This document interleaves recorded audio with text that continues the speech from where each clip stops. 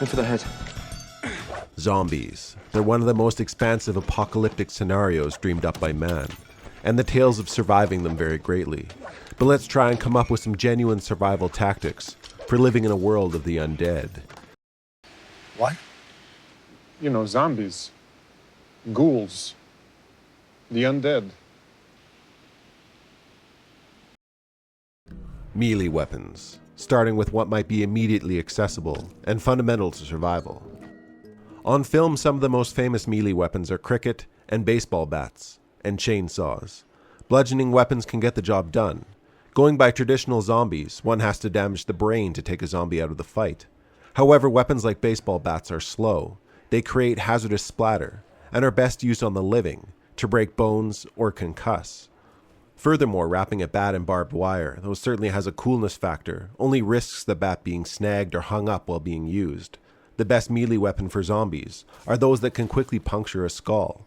So if you're using a bat, it'd be more effective to hammer a few nails in it, and swing with only enough force required to penetrate the skull. Easy peasy lemon squeezy. A long hammer or short polearm is ideal. Hit your zombies from outside their arm's length. Don't waste any time striking the body. Go for a light penetrating knock on the head, so your weapon doesn't get stuck. Do not bash your zombies to the ground. They turn into crawlers, only seeking your ankles to bite. A drywall hammer or stone hammer is ideal. These one-handed weapons can be used with a shield. A riot or full-length shield is perfect to bash an enemy away and strike the head from over top, similar to how Romans might use their shields. A full-length shield and face guard protect you from splatter. Remember, even if a zombie doesn't bite you, they still possess human blood and decaying flesh, potentially full of bacteria. You don't want this on you. Walk-in medical clinics are not running if you get an infection. Hello!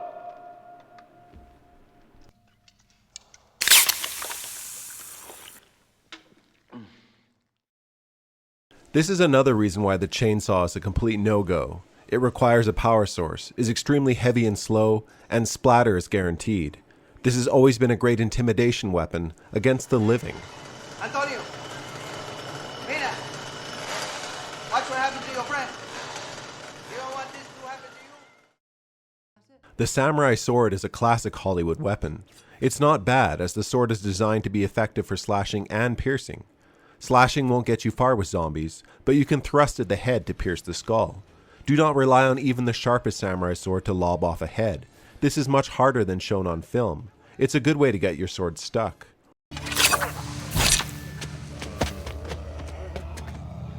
Darn, she's really good with that thing, isn't she? Armour. Don't overdo your armor. Zombies rely on biting, and the human bite is weaker compared to other mammals. You do not need chainmail. Head to anywhere that sells leather, like a motorcycle dealership. There is no human bite that can pierce good motorcycle leather gear. Make sure you have tall boots, and your neck and hands are covered. Can't find leather? Just get some thick ripstop work clothes. Feel free to dose yourself in anything to mask your sweat, assuming most zombies can smell it. Do not cover yourself in zombie flesh to blend in. Again, disease. You can always try the Bill Murray technique from Zombieland. What's with the get-up? Oh, I do it to blend in. You know, zombies don't mess with other zombies. Buddy of mine, makeup guy, showed me how to do this. Cornstarch, some berries, little liquid. Firearms. The most popular firearm you might see in zombie productions is the shotgun. Of course, this is going to be effective, but it's not ideal. Shotguns work great on the living, as they devastate the nervous system with a massive amount of energy when they hit a person. This is actually why people drop when they're hit by a shotgun. Dad, you killed the zombie Flanders. He was a zombie?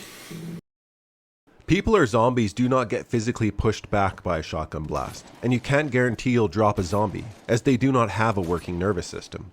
You may just blow a hole in them, and they might keep coming. Shotguns further have limited magazine capacities. Their ammunition is heavy. They are loud, slow to fire, and slow to reload, but they definitely still work. Lead time! Show's over, Shakespeare! Is this the end of zombie Shakespeare?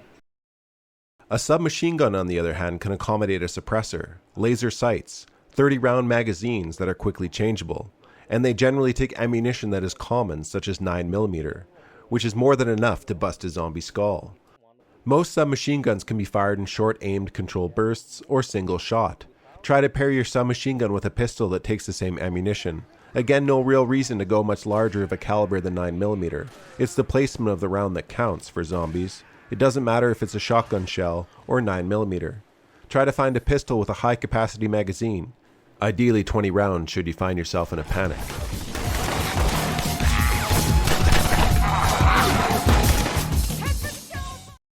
Rifles, of course, offer greater range and guarantee skull penetration. They further have the benefit of being able to mount a bayonet.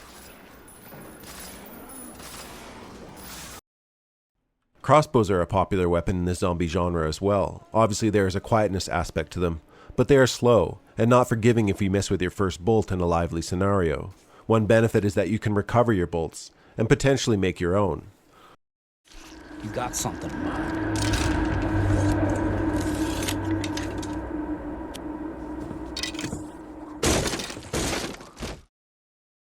Where to go? If you're lucky enough to live somewhere remote, you might get away with not needing much for armament. In the country, deer or bison farms, and sometimes orchards, have high 8-foot fences built to withstand livestock so they can hold up against zombies. Farms also tend to have wells, and these days solar panels. The further away from the city you can find a farm, the better. Where you going? Where you going? You want to fight, do you? Failing a fenced farm, you may try to find a secluded location along a river or near a lake. These will provide a source of sustainable food and water, and a natural barrier against zombies. It will further provide an opportunity to trench a moat. If choosing to build or find suitable walls to use against zombies, most chain link can withstand significant force, and provides extremely easy opportunities to poke kill zombies indefinitely. Just don't let the dead bodies stack up outside your base. Remember to burn them. If you find yourself stuck in a major city, you may have a major problem. Hunker down until the herds start to thin. Rooftops with gardens are prime real estate, and many rooftops also store water for the building. Police stations, fire halls, grocery stores will all be scrambled for. Try to avoid these. Try to clear the top of a high-rise to make a safe floor. Fire suppression sprinkler systems in these buildings have a significant water supply, and hallway doors are usually reinforced for fire code. To clear buildings and rooms, you can try the sneaky method, but I like the Zombieland method of calling the zombies to you.